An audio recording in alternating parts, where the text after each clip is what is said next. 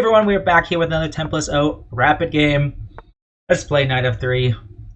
And knight c6, preparing e5, so I'm going to stop it. And now it's just a d pawn opening, but he has a knight in front of his own c pawn, which is usually bad. I'm just going to fianchetto. And I'm just drawing a slightly better position. h6 is just a bit weird. Don't know why he plays that. Thinking about c4 here. c4 is a very normal move in this position. If takes, I could probably just go knight c3. Probably just knight c3. So I'm going to play c4. Wow, he does actually take. This is wild. I don't usually see people do that. I could play queen a4, pinning the knight to the king. I could play maybe knight c3 still. Knight c3 doesn't look that bad. I don't like how I don't have enough control of the e4 square to play e4, but maybe that's okay. I know queen a4 is definitely the safe move. Nothing wrong with it. I guess maybe he's going to castle queenside. Maybe he's going to play queen d7 and castle this way. Well, now I just hit him with tempo, right? Could also go knight here. Knight c3 or knight e5, they both look good. Knight e5, I guess you go bishop e4. But then bishop takes, queen takes, knight takes, either pawn takes or queen takes, and then queen takes. And then he has tripled pawns here, which doesn't look that bad, but is it really that good? I'm not 100% sure. Knight c3 just looks very good. Knight c3, queen a5, queen takes c4. That looks fine. I'm just going to play it. I think it's good. Queen d7. Okay, so the move that he was going to play anyways. I think I'm just going to take the pawn. Is there anything else I want to do? I think so. I could start with bishop f4, so then if he castles, I can play knight b5. And having a double attack on both of these pawns. That doesn't look that bad, actually. I could also play rook e1 to prepare e4, but I don't think he's going to allow it. I think I will just take the pawn. I think that's the simplest thing to do. And yeah, he just needs to develop. That makes sense to me. Makes a lot of sense. Bishop f4, g5, then bishop e5, so I think that's fine. I just want to continue development.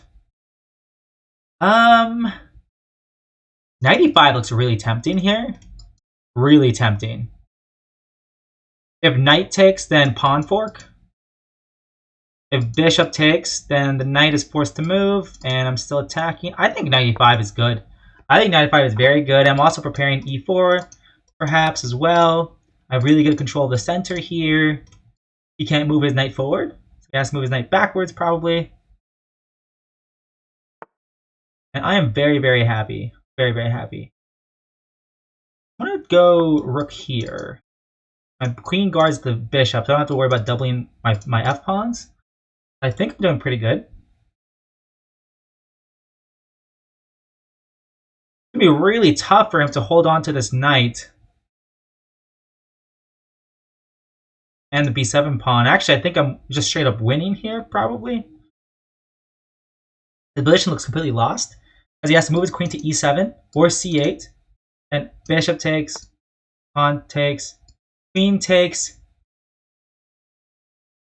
rook, or not rook, e7. After king e7, and bishop e3 to prepare this move. It looks pretty convincing to me. I'm going to play it. Oh! King f8, not king e7. So now he's going to kill his king to safety. Maybe I would have considered... Wait, this knight is almost trapped on the edge of the board here. f3, g6, g4. Yeah, you can't save both pieces here. G3. Yeah, let's just go F3 here. Threatening G4. That's just a fork.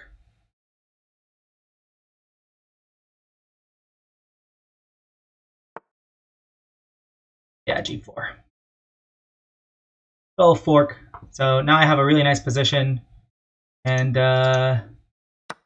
just take. Let's go Rook D7, double up. Triple up maybe. Not triple up, but I'm attacking C7 and he can't defend it. Rook B8. Yeah, that makes sense. That move makes sense. Takes. I'm probably just gonna, yeah, go Rook takes C7.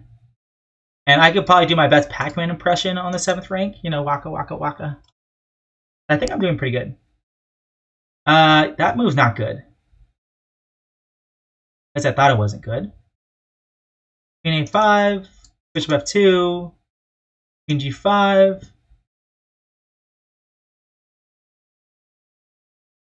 Queen C4 also looks fine as well. With the idea that if Queen takes Rook takes B2, then Knight here, or Rook here, I mean, Rook D7. This looks totally fine. Yeah, I think I'm doing quite well here. I don't think I have anything to worry about. I'm gonna play queen here. Offer trade queens. He takes this pawn. That's great. I'm simplifying. Maybe I can consider doubling up, but I don't like how the f7 pawn is so well defended by the bishop. I could go knight e4, knight g3 as well if he doesn't trade queens. If he goes queen h3, for example, what to do? What to do against queen h3? Okay. He's playing it slow. Part of me just wants to go b3.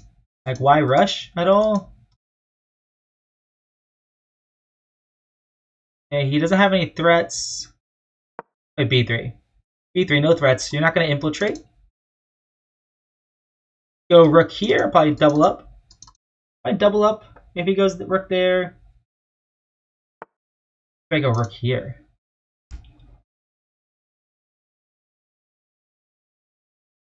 I like how this file is really well guarded by my knight and my bishop. So if I go rook takes, queen e4 check, king g8, bishop g3 is another option as well. The king g8 first though. King g8 first. Queen b7. I think I like it. I think I like it.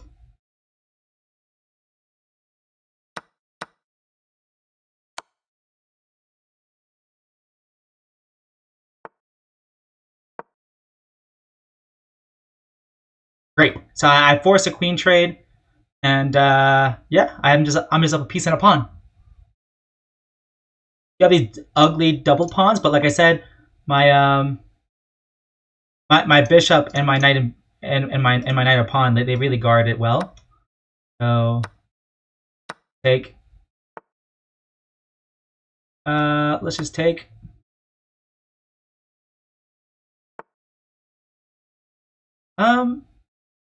Question on what to do here. Maybe just knight here, probably. Or bishop guards everything. This knight's untouchable on e4. Not untouchable, I should say. Yeah, this is fine. He really doesn't have any moves. Do I care if he takes? Not really. Go b3, b4.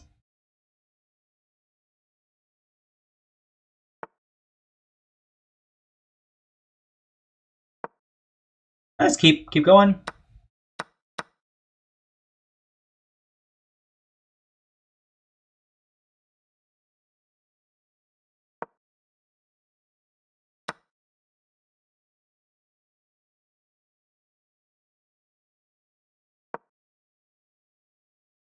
Yeah, this game is over.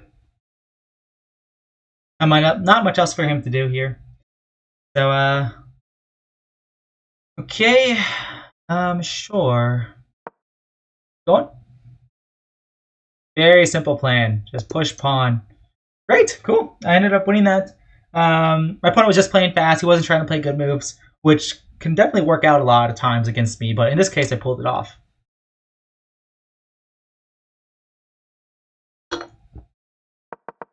Okay, so all this stuff was pretty normal.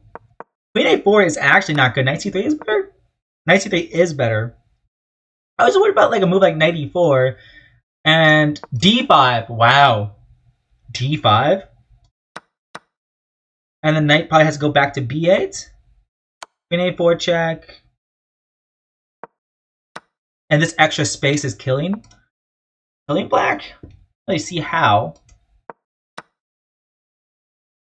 Queen takes e5. Oh, that's just a fork, isn't it? Oh. Ah. Okay. So very much winning. So black can't really afford to waste the time by playing 94. Okay. That makes sense. So knight c3 was better. The best response to that is e6. But then I want to play 95. And after all the trades are done, I have really great control of the d5 and e4 squares. So let's say here, whether he trades queens or not, like knight d5 is coming and he's going to be losing stuff. Yeah, he loses a pawn here at the bare minimum. Let's go to another critical moment here. Knight c3 is bad now, so knight e5 is best, but bishop e4. Oh wait, I was f3 could work, but oh, honestly, now knight c3 in between move. Okay, yeah, this is just winning for white. But instead, I play knight c3 first. Bishop f4 is a mistake. Knight e5 once again. So apparently, I'm underestimating this knight e5 move.